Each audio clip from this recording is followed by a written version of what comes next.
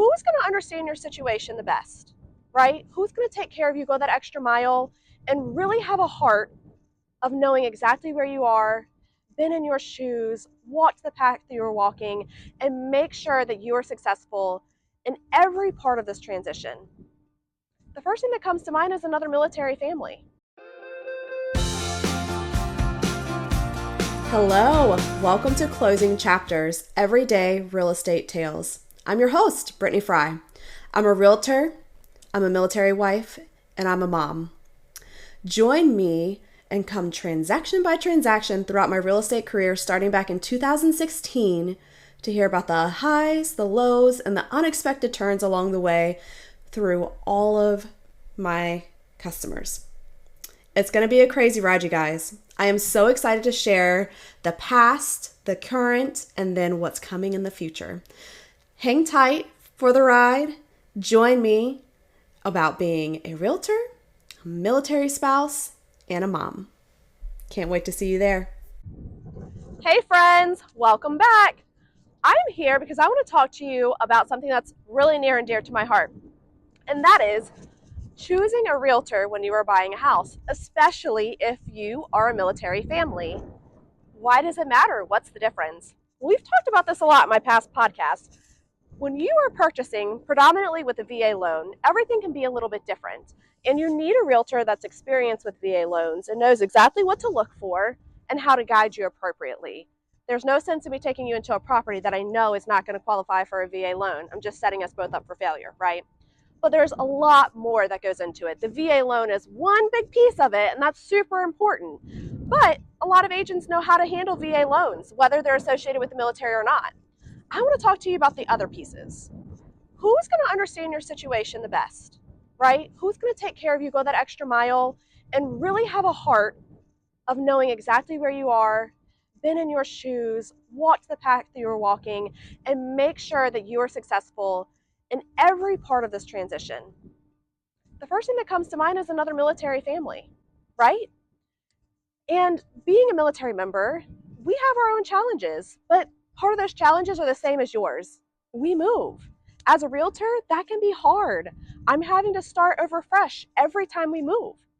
But the beauty of that is that I work my business by referral, which means that all of my clients are coming from agents that I have relationships with or family, friends, past clients. I'm not sitting on the phone for hours cold calling and trying to find clients. I'm not doing floor duty for hours answering the phone, hunting down old leads. I'm here for you. And by working by referral, I have more time and energy and focus for my clients one-on-one, which is amazing. And that makes me a great agent for you, right? But I have also done the military moves. I have shown up in the middle of the night hoping that I had a place to stay. I've shown up to a military base where they said that they had a house waiting for us, and then there wasn't. I have been through these hardships, and I want nothing else better than to make sure that nobody has to go through that if I can help it. I want to make sure that you have a place to lay your head down the second you come to your new base. I want to make sure that you can walk in the door and have the essentials. And I mean like basic essentials, right?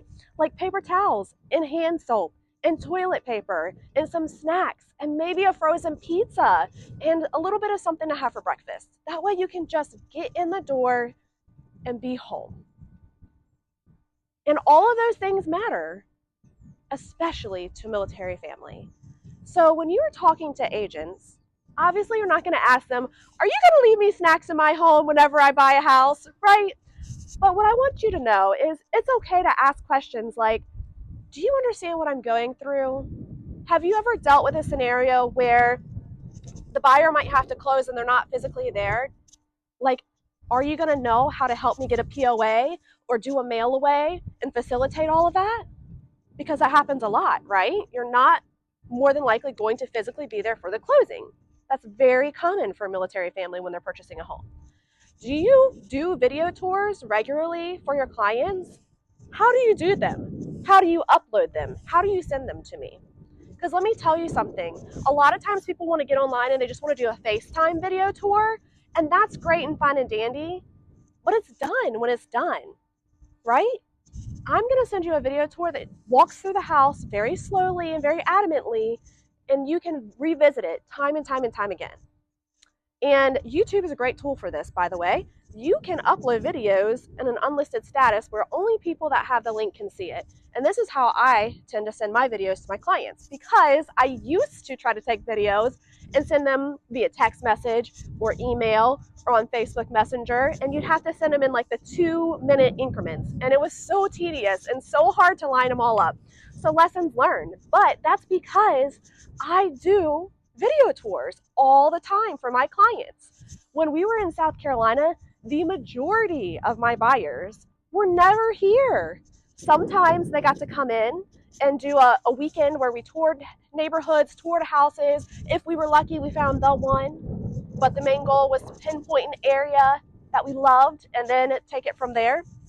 So this is what I did day in and day out. So I've improved on it and I've gotten better and better. Oh, and bonus, have you asked your client or your agent if you're going to be their client? What are you going to tell me about the town? Will you show me around? How am I going to know what the neighborhood looks like? How am I going to know about the surrounding area? See what they say. And if you want to know what I do, then have a conversation with me, because I have an extra little tool in my pocket that I love to utilize all the time for clients. Because I will tell you, if you are here locally and you find a property that you like, you need to drive by it several times. You need to drive by it during the day, in the evening, on a weekday, on a weekend, and understand what the vibe is of the neighborhood. Do you feel comfortable? Do you like the space? Are there a bunch of cars parked on the street? Does that bother you? That bothers me. I do not like a tight street. It just makes me feel icky immediately. But you may not care. But who am I to judge and make that decision for you, right? So the best thing I can do is tell you to go look at it for yourself and decide whether you like it, if you're okay and you're comfortable. But what if you're not here? Brittany, what am I supposed to do? I don't have that opportunity. I got you covered. I really do. So we can have that conversation. But when you're talking to agents and you're interviewing and trying to find out who's the best fit for you, these are a few things to ask about. And just a reminder, there are things we're not allowed to tell you. We cannot say, this is a nice neighborhood, this is a safe neighborhood, this is a good school, right? But there's a lot of resources for that, and I can help you with those resources, but you have to do your own research to some point, right? But from the bird's eye view, I'm here for you. I can help you with that. Now, let's talk about a couple other things that are important. I'm going to tell you, and this is coming from almost 8 years of experience, that the amount of years somebody has been in real estate does not always mean that they are better or worse to work with. I know a lot of times we want these veteran agents that have been working for 10 plus years in the business and know it in and out. And that's fantastic. And I'm creeping up on that. And I want to be in that category. I want to be the person that everybody comes to and says, Brittany's experienced. She's going to take care of you.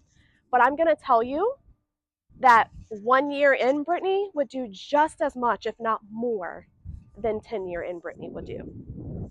Have I learned a lot more? Have I gotten a little bit savvier? Absolutely. Have I continued to learn and go to classes and keep up on my education? Absolutely. Every day is a new day in real estate, and it is always changing, and that's the one thing we can always depend on. And so having somebody that has been through a different market and seen how things can change and gotten through it and knows what to expect in different scenarios is fantastic. But sometimes a new agent or newer agent that's going to go above and beyond for you all the time is amazing too. And think about if you ever start a new job. It's exciting, it's fresh, and you are on top of it, right? You want to do all of the things. You want to find out how to do it the right way the first time, right? You have somebody guiding you more than likely. And that's another big key here. A lot of times, newer agents have another mentor with them that are helping them. So you have like double the team, right?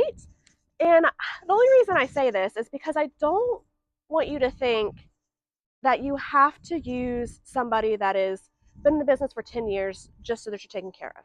I feel like the newbies sometimes get a bad rap, especially right now if they came in during the market where it was really easy to help people buy and sell, and now it's not so easy. If they're still here and they're still hustling, then they're probably one of the good ones.